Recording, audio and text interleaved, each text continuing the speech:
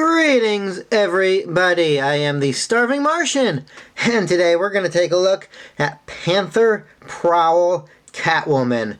Alright, so this figure is from the Legends of the Dark Knight collection put out by Kenner Toys in 1997. This is the third figure we've looked at from this line, the other two being the Man-Bat and the Laughing Gas Joker. Let's go ahead and check out my playlist. I have a playlist for comic book characters, and you will find them under that, along with several others.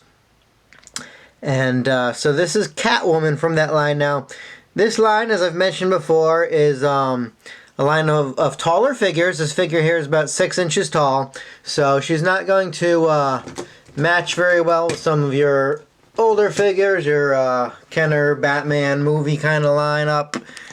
For example, here she is with the world's ugliest Robin. And just for kicks, here she is with Danny DeVito. To be fair, everybody looks that tall standing next to Danny DeVito. So, Legends of the Dark Knight. This was a series of highly stylized action figures that take place in a bizarre alternate reality. According to the back of the package, Batman wakes up from a horrible nightmare into a twisted parallel world where criminals are in total control. So, yeah, I don't know how bad the nightmare must have been, if this is the actuality, but in any case, the villains have augmented themselves with technology, or just being bigger and uglier. And so Batman fights back by developing neural suit technology, which mostly means a whole bunch of really ugly Batman figures. There's a couple good ones. There are a couple good ones, but if I get a chance, I will show you the back of the backer board. So you can see some of them are not attractive Batman at all, but the villains in this set are phenomenal. So this is Panther Prowl Catwoman, and I'll show you what she does in a minute, but first, her bio. We read that an expert cat burglar, Panther Prowl Catwoman, is obsessed with robbing Gotham City of its most priceless jewels and artifacts. As she uses her feline stealth and dexterity to sneak into even the most heavily guarded buildings undetected, her battle-stalker Panther scouts the perimeter and frightens off anyone who ventures near. So in case you're wondering what this guy over here is, that is a battle-stalker Panther. And he's got a special feature we're going to look at in a minute, so I'm not gonna read the rest of her bio just yet. But let's move Mr. Stalker Panther out for a minute and just take a look at Catwoman herself. There we are. Alright, so of all the figures I reviewed that so far, this one's probably my least favorite. It's a good figure, but let's see, I don't know how well we're going to focus here. Let me try. But it's got that horrible thing where, because it's a figure of a woman, she cannot stand on her own. It took me like 5 minutes of fiddling her legs to get her to stand like this, because she has these horrible high heels that all these female action figures must have for whatever reason. It's very annoying. There we go. But the other thing that I don't like about her is the paint applications above her shoulders. Let's see. I'm not really focusing here very well, but I never have.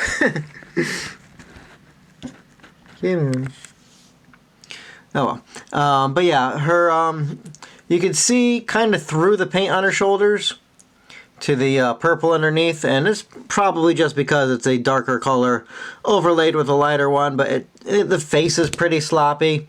I don't know. It's good, it's just not great.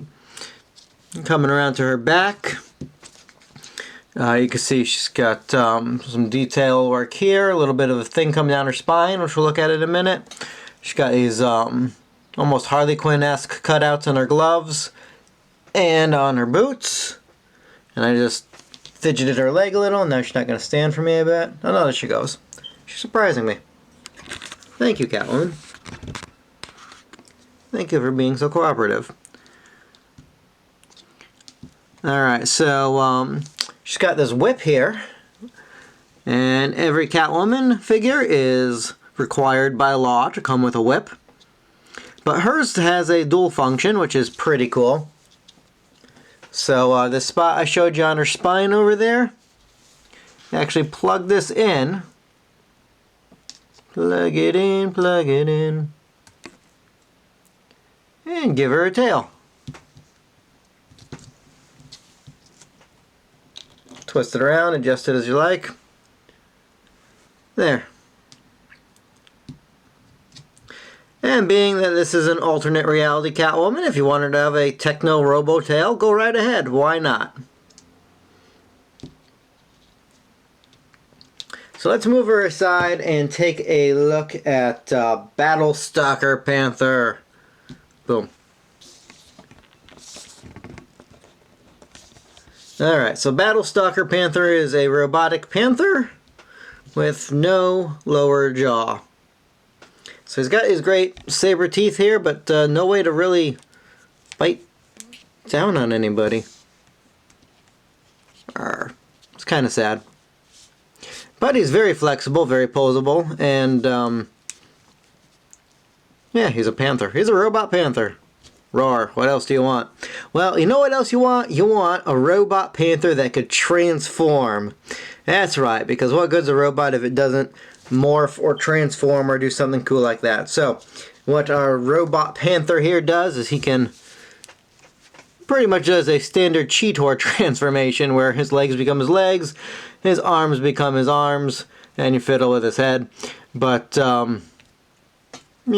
I love you this much. Alright, hold on. Let me adjust El Camera. You're only looking at his kitty feet. Okay, so what you want to do is take your Catwoman and snap her into place. And this takes a little bit of finagling. It's a tight fit. But then everything Catwoman wears is a tight fit. It can be done, trust me. I've done it. Yeet. Selena. There we go. And then her feet snap in as well.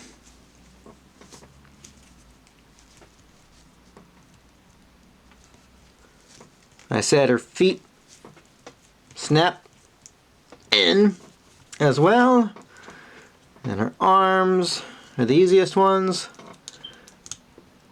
And we close the thing over her head. And voila! She is now in her panther armor. Look at that. So yeah, to continue, finish reading her biography. To her Battlestalker Panther scouts the perimeter and frightens off anyone who ventures near. When faced with immediate physical danger, her panther converts into an impenetrable titanium exoskeleton armor, which Batman must overcome to halt her thieving rampage. Now let me ask you guys something. Does this look impenetrable to you? I'm pretty sure I'm hitting Catwoman and not her armor. Yeah, to me impenetrable means it doesn't leave your entire front section unguarded. But be that as it may, it is a cool looking little robot armor piece. And the arms can still come up and down. The legs can swing out. And it does give her a lot of stability. She is much, much easier to stand up when she's wearing this armor. And, you know, it makes her look unique. If you have a Catwoman collection, this one will very much stand out from the crowd. Let's see, here it is. And if you move the claw back, she can still hold her whip.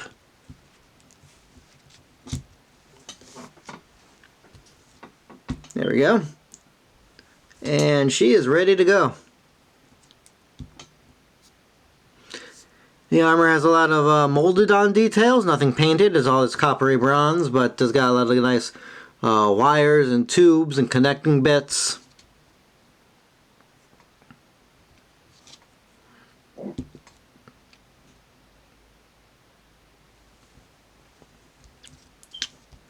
And there you have that. So that, of course, is our Catwoman, our Panther Prowl Catwoman. Now, let me just show you really quick the back of her packaging.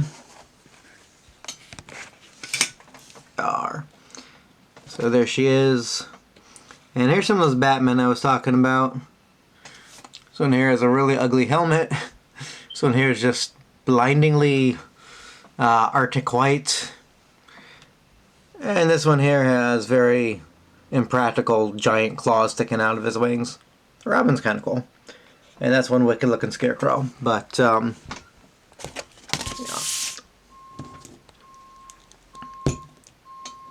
So I do very much enjoy this line of figures, like I said, especially the villains.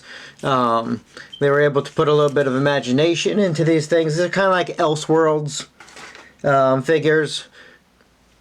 Versions of the characters you would never see anywhere else, but for their own little pocket universe, they work rather well. So if you are a fan of Catwoman or a fan of this line, I do recommend picking this one up. She's relatively cheap. She goes around $15 or so, brand new, which, I mean, you can't get a brand new action figure at Walmart for less than 17 or 18 these days, so it's not a bad price at all. Like I just said, she might be my least favorite of the villains that we've looked at so far, but that does not make her a bad figure at all, just slightly weaker than the rest. And that's just my own personal opinion. So guys, this has been the Starving Martian. Hope you've enjoyed this look at Panther Prowl Catwoman. We'll be back at another time with something else to review, but until then, as I always tell you, keep watching the skies. Later.